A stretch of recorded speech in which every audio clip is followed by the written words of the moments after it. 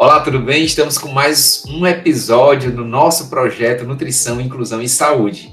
Hoje nós vamos falar sobre nutrição e metabolismo. Vamos entender um pouco as diferenças no metabolismo do tecido muscular e da massa magra, de uma forma geral, do nosso organismo, vendo aí que o exercício físico ele tem um impacto direto na nossa manutenção do peso. Nós temos aqui os nutrientes energéticos, que a gente considera aqui lipídios e carboidratos, e principalmente as proteínas são estruturas que dão plasticidade ao nosso corpo. A proteína é um componente estrutural.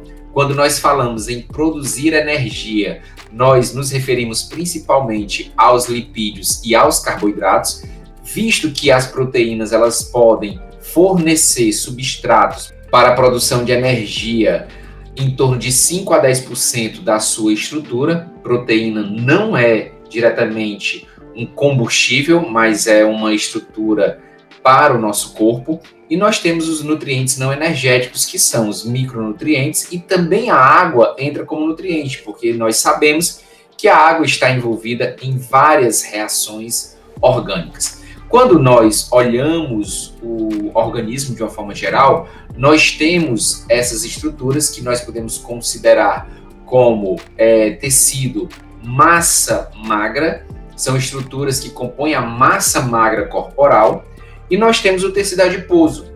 Visto aqui embaixo, nós temos a taxa metabólica de repouso e temos a taxa metabólica de repouso também do tecido adiposo. Quando nós comparamos essas estruturas, nós percebemos que a massa magra, ela tem aí muito mais gasto calórico quando ela está funcionando, em comparação ao tecido adiposo, que tem uma taxa metabólica de repouso menor.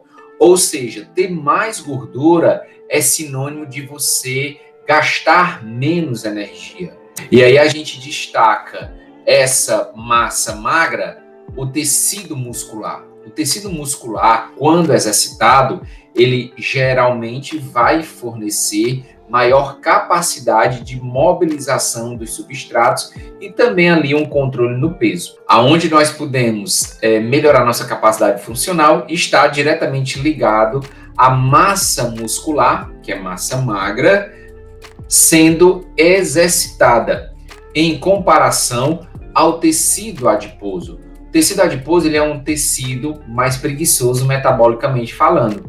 Se você consome alimentos que aumentem a adiposidade e a lipogênese, você vai ter menos energia sendo consumida e aí você acumula muito mais desse substrato que é a gordura, aumentando de certa forma o peso. Vendo aqui, nós temos que a massa magra ela compõe 5% do peso corporal e ela é responsável por 50% a 60% da taxa metabólica basal. Quando nós olhamos a massa muscular, que compõe a massa magra, eu tenho de 30% a 40% do peso em mulheres, 40% a 50% do peso em homens, e você tem aí que a massa muscular ela representa 25% da taxa metabólica em indivíduos sedentários. Olha que legal, quando eu faço atividade física, eu aumento de 30% a 40% o meu metabolismo na massa muscular. Então é importante o exercício físico associado a uma nutrição equilibrada, porque a massa adiposa, o tecido adiposo, como queiram, ela praticamente, quando você tem o exercício, quando você tem um metabolismo desse músculo ativo, você vai desprezar praticamente essa massa adiposa, que é o tecido adiposo, que faz aí a gente aumentar o peso. Onde nós podemos melhorar a nossa taxa metabólica é justamente fazendo aqui atividade física, quando a gente vê o dispêndio de energia neste gráfico. Aumentando assim o exercício físico, nós vamos melhorar o consumo de substratos do nosso corpo. E aí nós temos os macronutrientes, carboidratos, lipídios como energéticos e a proteína como estrutural. Os carboidratos, eles são divididos na sua estrutura em monossacarídeos, oligosacarídeos, polissacarídeos. Você tem um órgão, uma glândula, que é o pâncreas, que vai fazer com que a absorção desses carboidratos, após realizada, nós vamos ter a produção aqui num conjunto de células que produzem a insulina, que é um hormônio que vai lançar esse carboidrato, que é a glicose circulante, para dentro da célula, principalmente a célula muscular. A insulina é um hormônio que vai reduzir a glicemia na circulação. Glicemia é a concentração de glicose na minha circulação. Quanto mais alta essa glicemia e menos controlada for, pior vai ser para o meu estado de saúde. Eu nem posso ter níveis muito elevados de glicose na circulação e nem níveis muito baixos, porque isso vai afetar o sistema nervoso central. Quando nós medimos aqui a concentração de glicose, nós temos 2 hormônios que trabalham justamente fazendo atividades contrárias. Então você tem, quando eu faço variações de glicose para mais no nosso corpo, na circulação, a insulina ela vai ser liberada. Quando nós não estamos alimentados, nós utilizamos a nossa reserva, que é lá no fígado, que nós temos uma reserva de carboidrato. E aí o hormônio que vai ser liberado é o glucagon. Todos esses 2 hormônios estão lá no pâncreas.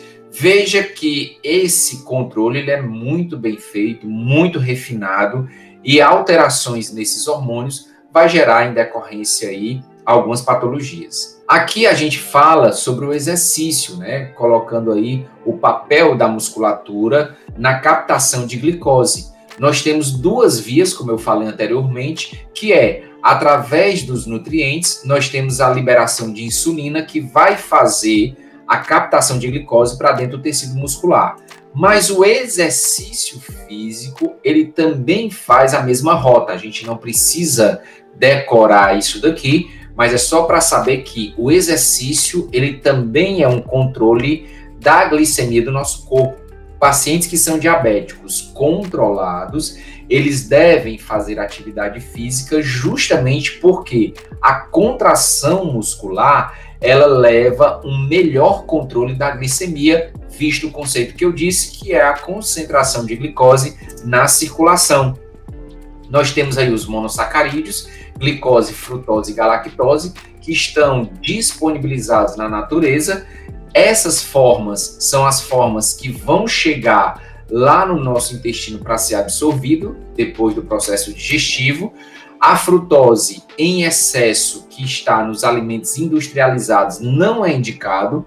Sucos industrializados têm uma carga muito elevada de frutose e isso não é bom, porque a frutose pode comprometer o metabolismo hepático. Então, reduzir o consumo de produtos industrializados é satisfatório que você faça. Você tem aí os disacarídeos, a sacarose, a lactose e a maltose. E aqui eu destaco a lactose como açúcar do leite. E muitas pessoas têm intolerância à lactose porque não produzem uma enzima que quebra essa lactose em glicose e galactose. E aí você tem a maltose, que é encontrada no malte, que também é um disacarídeo. E aí você tem os chocolates industrializados também que contêm maltose na sua composição. E aí a gente chama a atenção para esse disacarídeo, que é a lactose. A lactose, quando não digerida na luz intestinal, ela vai gerar um processo fermentativo lá no intestino. Esse processo fermentativo também vai trazer água para a luz intestinal, gerando desconforto e aí causando diarreia, e também a produção de gases. Essa produção de gases leva a flátulo, flatulência, distensão abdominal, que são recorrentes em pacientes que têm intolerância à lactose. O que deve ser feito? Reduzir o consumo ou utilizar uma enzima industrializada para que você possa consumir alimentos com lactose. Caso contrário, todas as vezes que você consumir alimentos que na composição tenha lactose, você vai sentir esse desconforto que é muito ruim. Tem pessoas que ao colocar o alimento e começar a mastigar esse alimento, ela já começa a sentir o desconforto. Ou seja, intolerância à lactose, você deve não consumir produtos que tenham lactose. No mais, eu espero que você tenha aprendido. Você pode voltar, observar e estudar mais uma vez esse episódio. Até o próximo.